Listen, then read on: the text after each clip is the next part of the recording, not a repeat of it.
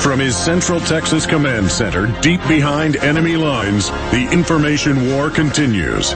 It's Alex Jones and the GCN Radio Network.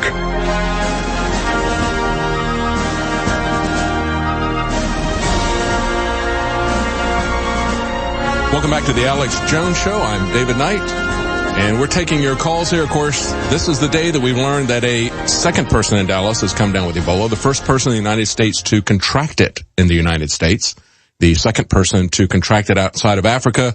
In both cases, they were nurses. In this particular case, they are very adamant that they followed all the procedures. They don't understand what's going on, but of course the CDC says you must not have followed our protocols. Well, you know what? People who are following their protocols are still coming down with the diseases in Africa.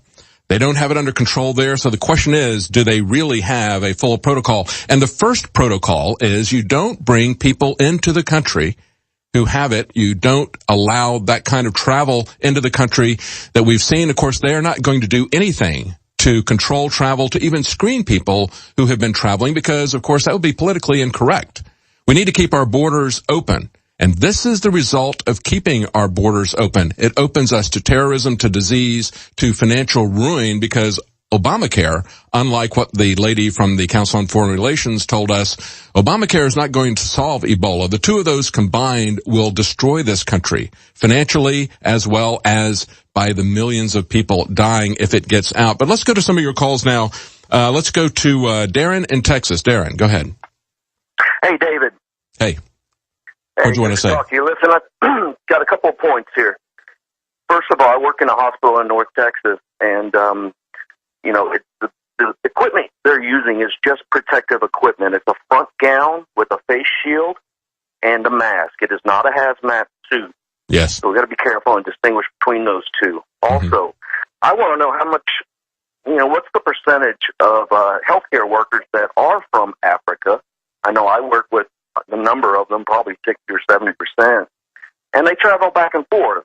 And I just wonder if there's something with that as far as... That's very concerning, isn't it? Because the lady who called in the ambulance for Mr. Duncan on that Sunday, the second time, he was reluctant to go back because he had just been sent away when he had gone previously.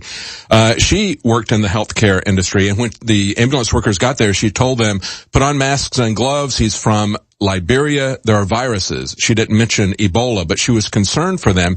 And she was given the all clear by the CDC only 1 week later to go back to work. She was caring for him as he was sick. I mean, she was somebody that they should be keeping isolated in quarantine, yet they gave her the all clear to go back to work. Yet to her, we're grateful that, to her credit, she did not do that.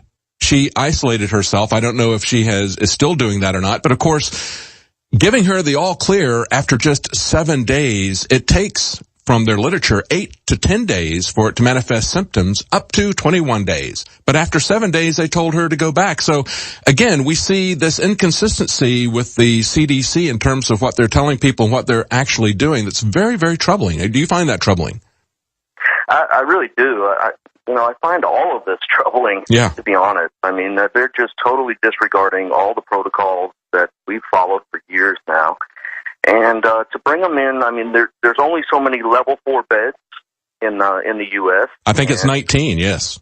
Yeah, and it's just crazy to be dealing with these. I mean, it is so easy to make a mistake. I mean, when AIDS was a big problem, needle sticks, I mean, that's a lot harder to stick yourself than to rub your nose after you take off this protective equipment. And as I mentioned before, the Nancy Wrightball, who came back with Dr. Kent Brantley, the first two that were brought into the country, she said she had no idea how she had contracted it. She said she was very careful. She was not even in the hot zone. They would decontaminate the doctors when they were coming out. The only thing that she could guess was that she had touched something that a fellow worker who came down with Ebola had touched, and that it had transferred that way. She was certain that she had not had any direct contact with him, had not touched him. That's what we're told is the only thing that we need to be concerned about. Yet, she knows that she did not do that. We're going to be right back, and I'm going to talk about some amazing hypocrisy at the center of these miracle drugs that are coming out, and also some suspicious timing in terms of the finances involved. Stay with us. We'll be right back. After consulting top doctors, nutritionists, pharmacists, and others, we have developed what I believe is the ultimate non-GMO organic Super Male Vitality formula. Super Male Vitality by InfoWars Life is so powerful that I only take half the recommended dose. I jump out of bed ready to fight these criminals every day. I look forward to waking up and taking my Super Male Vitality. Visit InfoWarsLife.com today to secure your Super Male Vitality and other powerful products from InfoWars Life. Tell folks how you got introduced to Super Male, and then when Super Female came out, tell us what happened. After I saw such a huge positive change in my husband, I had to try it for myself. Talk about the effects. I feel great when I wake up in the morning. I have drive to go to the gym. I feel like I look better. I feel better. I feel sexier. I love it. Even if you don't believe in supplements, take the challenge. Get a bottle of Super Male, a bottle of Super Female. Check it out for yourself. Consult your physician. Visit InfoWarsLife.com today. This is life-changing.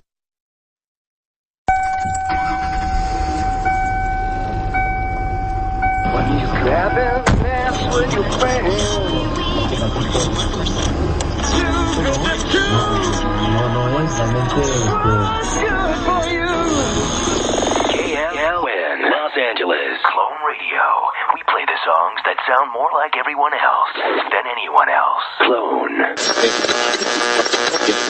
Hitler took the guns. Stalin took the guns. Mao took the guns. Fidel Castro took the guns. Hugo Chavez took the guns. 1776 will commence again if you try to take our firearms. The Republic will rise again when you attempt to take our guns. I have sworn upon the altar of God eternal hostility against every form of tyranny over the mind of man. The answer to 1984 is 1776. You're listening to The Alex Jones Show.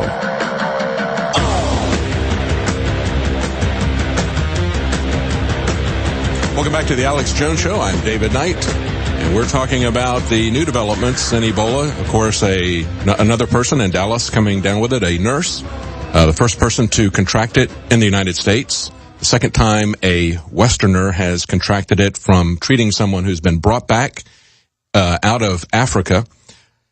I wanted to look, however, at what we're seeing being sold to us. Look at these headlines, for example. On the one hand, we've got these headlines about ZMapp as a miracle drug.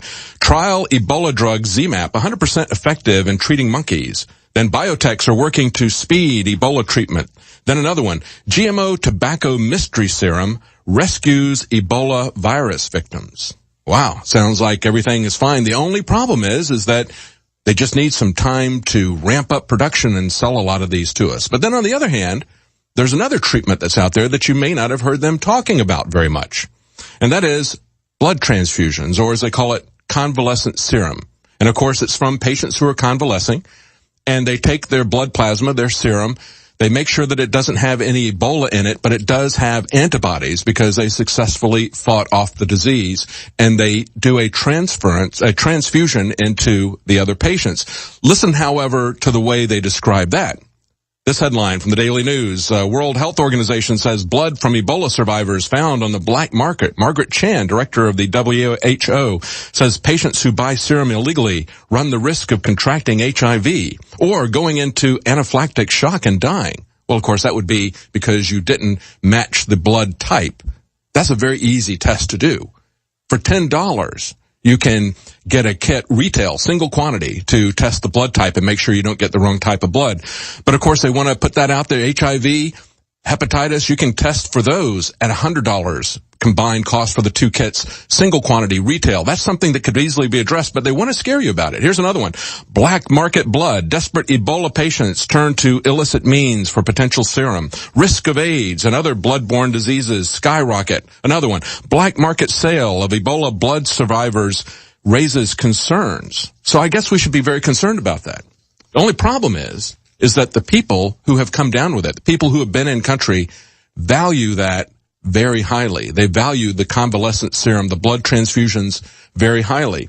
As a matter of fact, one of the things that Eric Duncan's, or Thomas Eric Duncan's family is complaining about is that he didn't receive a blood transfusion. They say that the family is outraged as he was refused a blood transfusion. Well, he wasn't so much refused one as they didn't have one of the correct type. We've seen blood transfusions given over and over again by Westerners, by doctors who come back into this country, or healthcare providers, nurses who survived, and they want to help other people. The first thing they want to do is give them a blood transfusion from their blood. We see this report from Business Insider, why the NBC cameraman who contracted Ebola will receive the blood of an Ebola survivor. Of course, that's Dr. Kent Brantley.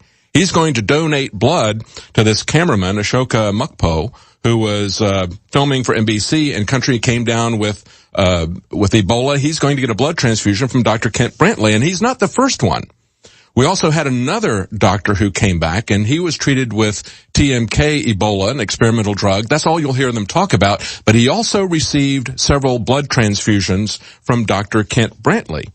He was very keen to give it to him as well. And of course, Dr. Kent Brantley himself, a survivor, was treated with a blood transfusion from someone that he treated that was very grateful to him. They said he wanted to pay it forward. He wanted to repay him for the treatment that he had gotten. So he sent a blood donation to Dr. Kent Brantley. We don't see that being reported in the media. What we see them reporting is that ZMapp is a miracle drug that people are recovering from.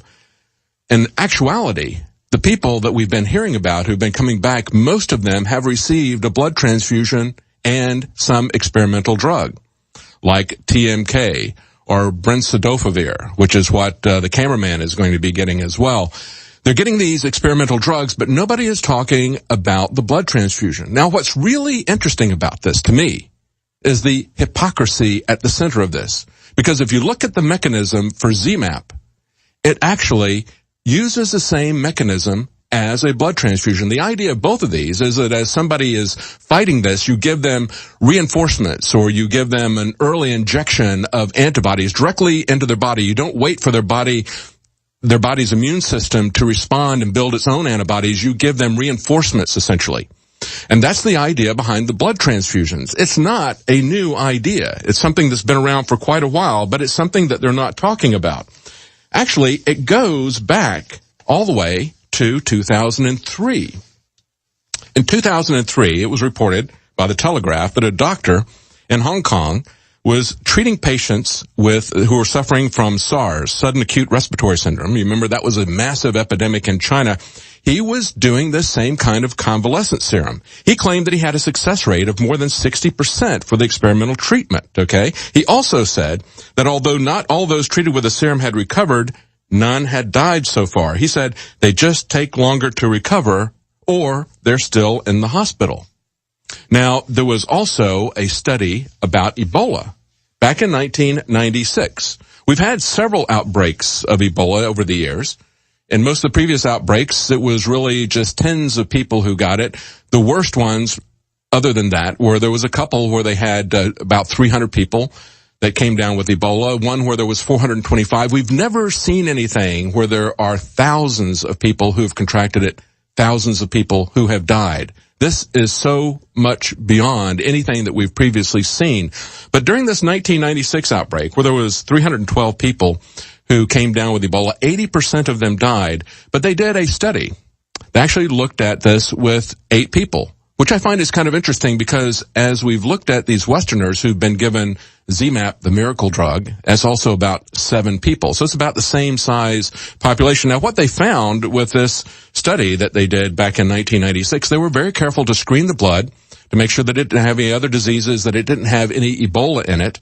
And they found in these patients who ranged from ages 12 to 54 with an average of 33 years, they found that they had 7 out of the 8 patients recover. This was in an outbreak where they had an 80% casualty rate. So 7 out of 8 patients recovered. Now, in these patients, it was a very carefully controlled environment. They were given very good palliative care, and that's something we haven't really talked about a lot. When you come down with Ebola, you are losing a lot of fluids. You're vomiting violently, massive diarrhea. People are losing the bodily fluids, so you have to keep them hydrated. You have to keep their electrolytes in balance, and that means that they have to carefully monitor their electrolytes. But in this control situation, where they knew that they were getting good blood, they had 7 out of 8 patients survive. The 8th patient actually had broken her fever, then had an epileptic seizure, fell out of the bed. They found her on the floor with a massive bruise on